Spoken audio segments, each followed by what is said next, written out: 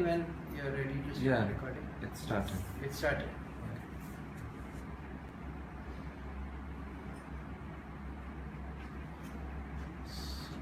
I'm going to speak a little bit on Arunachala, and what I'm going to say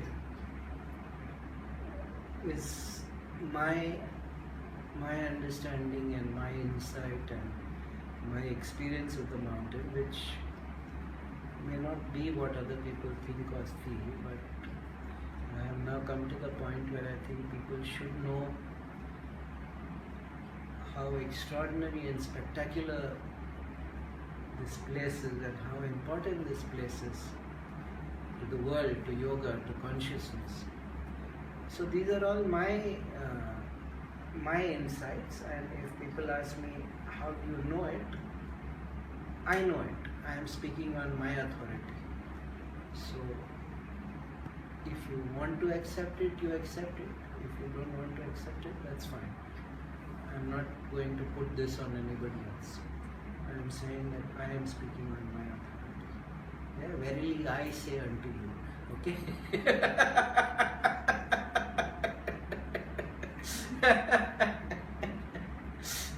So there is Arunachala in the background, so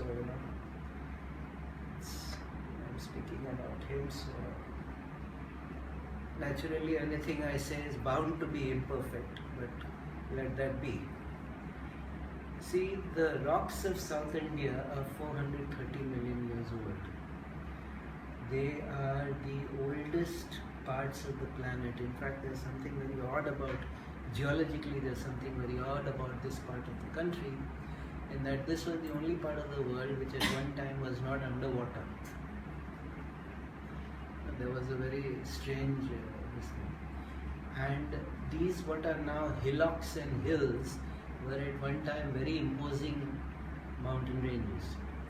And the Kailasa is only, they're not even sure, but it seems to be only between 70 to 90 million years old. The Himalayas, Kailasa is in Tibet, it is different. Kailasa is different from Arunachala. So Ramana used to be so fond of saying, Kailasa is Shiva Nivasan, that is where Shiva stays. Arunachala is Shiva himself. So what happened here? Arunachala, the Red Immobile. Aruna means red and Achala means that which does not move. The Red Immobile. So this is the fire. I was talking about the fire tattva and how that is the source of life and what is the force of evolution. Very literally, this is where, in this dimension, in this loka, consciousness emerged. This point behind us. The hill is basically a very rough form of quartz, and crystal has certain astonishing properties vis-a-vis consciousness, and it can actually be made conscious. So my understanding is that consciousness in this loka dawned with Arunachala. The rock came alive, or the rock became conscious and started evolving, because it is the fire tattva. We'll talk about the fire mythology of the mountain later. The rock started evolving, it became plant, then it came to the consciousness of the animal, then it came to the consciousness of the human. From the human it came to the consciousness of the exceptional master, and then it came to the consciousness of the ultimate guru. It came to the consciousness of Shiva himself. So this is Shiva. This is source consciousness. This is the source of life. This is the source of all thought. This is in fact just, that is why Homo sapiens sapiens, man who is aware that he is aware. Our biological classification also shows that nature and aspect of consciousness, and in Sanskrit the word for the human is manava, which comes from manasa, which means the mental, the ability to recognize that we have a mind. So that form of Shiva that manifested here, the enlightened form, the form that had all the chakras and was enlightened, it happened even before civilization and culture, and even before language was invented. Even before the human being evolved and the throat changed and the tongue changed so that language could be articulated, before sound could be articulated, this became, which is why Dakshinamurti, which is the actual form of Shiva here, the Dakshinamurti is a silent god. Dakshinamurti's attainment, Dakshinamurti's accomplishment, Dakshinamurti's consciousness is before the descent into language. So the communication is absolutely pure, absolutely unfiltered, not contaminated in any way. It is not contaminated by words, it is not contaminated by concepts, it is not contaminated by limitations of language. It is absolutely pure. That becomes very difficult, which is why even when he first taught, Dakshinamurti's first 4 disciples, which you see in all the sculptures, they are all named Sanat Kumara, Sanat Baba, and they are all mind-born sons of Brahma, the creator. You know, the language simply does not exist in the communication. Language does not simply exist in the transmission. Later on, when language had been created and all, Shiva in Kailasa, actually in Mansarovar, he transmitted to the Saptarishis.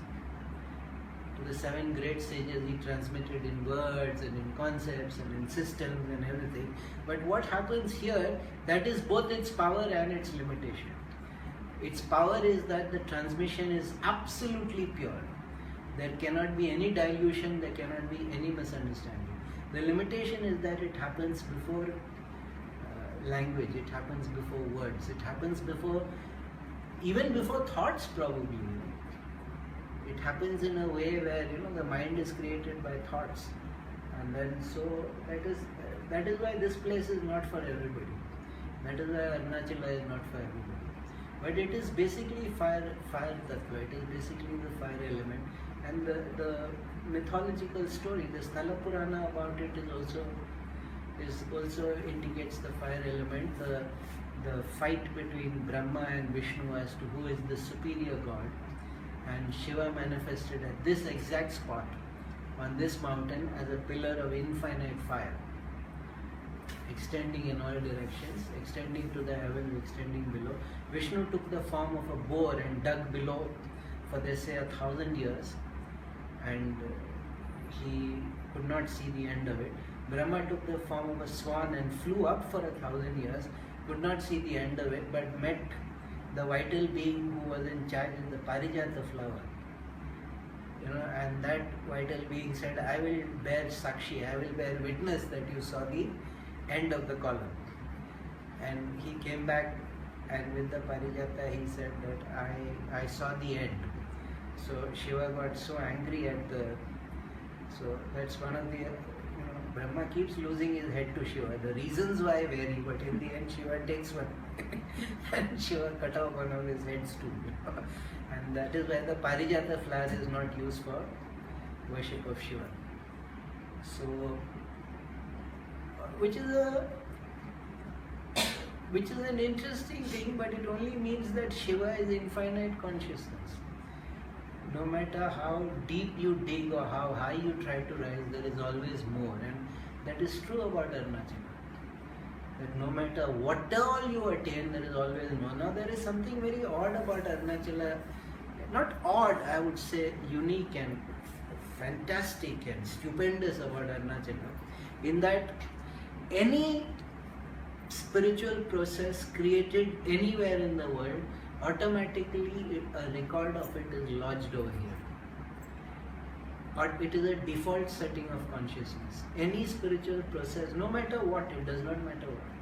So long as it is a spiritual process in service of consciousness, in service of evolving consciousness, then it is automatically lodged over here. And there is supposed to be, not in our dimension, but the gateway exists underneath. There is supposed to be a city of masters, where all the masters who passed over, all the people who passed over, and In a dream once I got to see that. It is an infinite cavern. An infinite cavern, and they are lined up like goods on or in a supermarket. They're just masters from all ages, all times, all. It is a most astonishing thing to see. And I confirmed it with a very great yogi, and Swami Vivekananda Saraswati, Master Charles Cannon, and he said yes, it means that the masters are watching on to you. And then I read that Ramana himself had once said that there exists, the knowledge is collected, and very often even the energy body of the masters are out here. So what happens is that if knowledge is lost because the parampara did not have anybody to transmit, for transmission of the parampara, for transmitting the knowledge of the parampara, you need two things. You need adhikaram, somebody who has the right, who has earned the right to receive it, and you need yogya patra, you need the deserving or the apt vessel to deserve. So if the adhikaram and the yogya patra are not found in any parampara, in any system, normally it dies out. But it is there, in hidden form it is there. And if you come here and you are a little bit aware in yoga, you will understand how much the mountain teems with knowledge and paramparas. And very interesting, they can use you as a postman. They can just put some knowledge into you and you will carry it for years until the person who has the adhikaram meets you, and then it will flow from you into them. Maybe because they can't come here. All that, I mean, I can go into encyclopedias about this, but I prefer not to, because there is enough lunacy and enough delusions associated with these things. But I am saying it is true.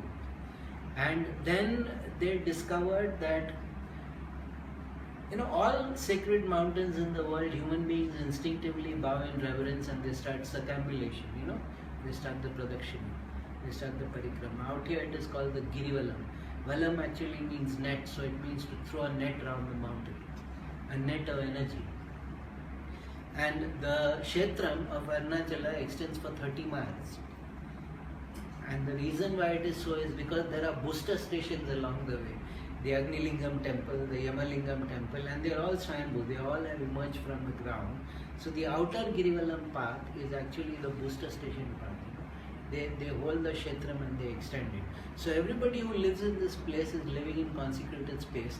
Unfortunately, they don't know how to make use of it, and they're not even aware of it. They're not even aware that they are living in a sacred space. So that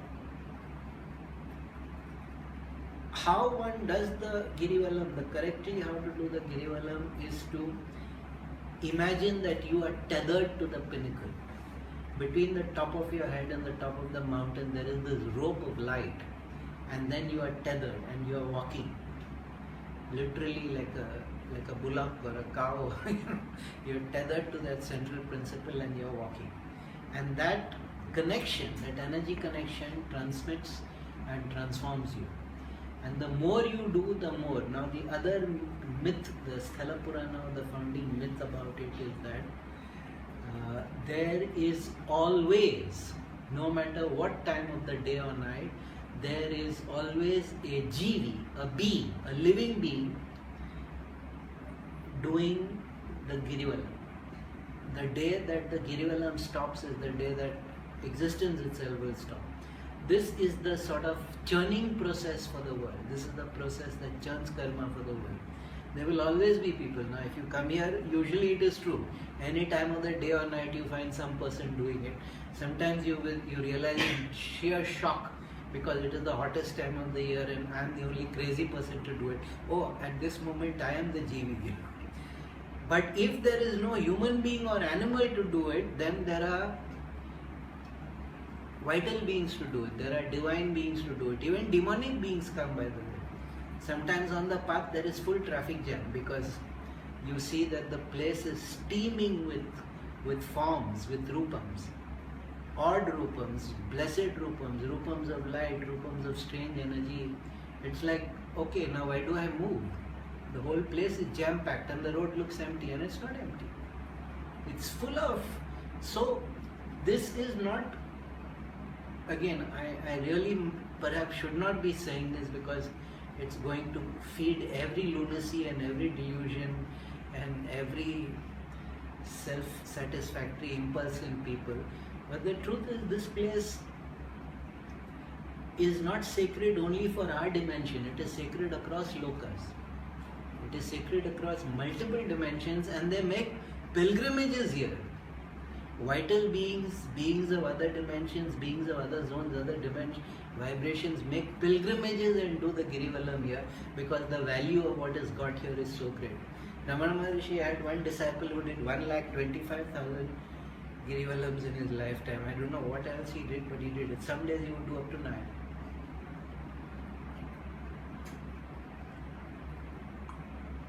Ramana, who was one of the greatest Vedantis of all time, would always recommend Atma Vichara, self-inquiry. Nevertheless, would always tell people, do Girivallam, because he knew the sheer grinding of karma that results. One Girivallam is enough to grind away enormous amounts of. So, all the places are Tattva Shuddhi. There are so many fantastic, awesome places, but Arunachala is Arunachala. It is simply unparalleled. There is no comparison anywhere. There is no place, no comparison to any place. This is the pinnacle of spiritual consciousness on our planet. There is nothing that compares to this. And perhaps it is good that it is not so famous. Even this video will not tend to make it any more famous. But perhaps it is good. But for yogis at least, this spot is it. Now everybody has their own personal life. I've just come back from Girnar, and that is another place that is beyond belief and beyond sanity. But it is a power place. It is a place of Shakti. It is a place of challenge and response and things like that. This is beyond all those categories. This is literally beyond all those categories. Now, I'm not demeaning Girnar in any way. Girnar is awesome. Kailas is awesome, but they don't compare, mainly because this place is older. This is Shiva himself in his primal original form. This is Shiva as he. So when we come here, we are accessing the oldest spiritual energy on this dimension. We are accessing the oldest spiritual process on this dimension, and if we are very lucky, some great master who has passed over might actually choose us and give us some skill, give us some ability, because here this person can carry this forward. And many processes which were thought lost forever, sometimes people come to Arunachalam and it triggers in them. Sometimes just doing the Girivallam, you are given knowledge and abilities which you had no clue existed. And they did not emerge from you, and they were not forgotten, and they were not past life memories. They were just gifts from Arunachalam. So people do not recognize the magnitude of what they have and the luck of what they have, because access is so easy. It's very well connected. The Girivallam is really not difficult except for the heat and the 13 kilometers that you have to walk. If you go to Girnar, then you know what being put through hell means. That is literally the jaws of hell chomping you up and down. Kailas is so remote and inaccessible to get to. Access is so easy. Everything about this is done in such an accepting, accommodating, comfortable and kind manner, kind and gentle manner, and still nobody gets it. I sometimes believe that you have to go through all those other processes. You have to do all the difficult, hard and impossible and blood-curdling sadhana before you realize that, oh, this is so easy and so accessible. Maybe that's the price you have to pay too. Because this is infinite. There is no end to what you can draw from here. There is simply no end to what you can draw from here. Not that other places also have limitations. But like I said, you don't even have to be Hindu or a yogi. Any spiritual process ever done, any time historically, even those who want to worship the old Egyptian gods can come here, and if they want, they can draw from here. If they really want. And if they are really that open and that surrendered. If you are just coming and pretending, then it can't happen. But if you are really surrendered to Arunachala, he will give it to you. Dakshinamurti will give it to you. So I just thought that somewhere somebody should just say the truth about this place in unabashed terms. Somebody should just say the truth about this place. Let people make what they want of it, and if people think that this guy is talking on the top of his head, I have no problem with that also. I am telling you, this is what I have experienced. I am saying this on my own authority and my own stature and my own power as a yogi. This is the reality of where we are sitting. This is what is so easily accessible to anybody. So, doing the Girivallam, going up on the mountain, just meditating on it, just trying to develop your connection to it is sometimes enough. Just the effort that you make and the response from that side is so of a magnitude that is overwhelming. Now, the only thing I find to be so spectacular as Arunachala is Chidambaram, because this is a natural phenomenon. Nature created this. In Chidambaram, they created something equivalent consciously. It's as a temple, certainly Chidambaram is unmatched, but as a space, I don't think anything will ever compare to.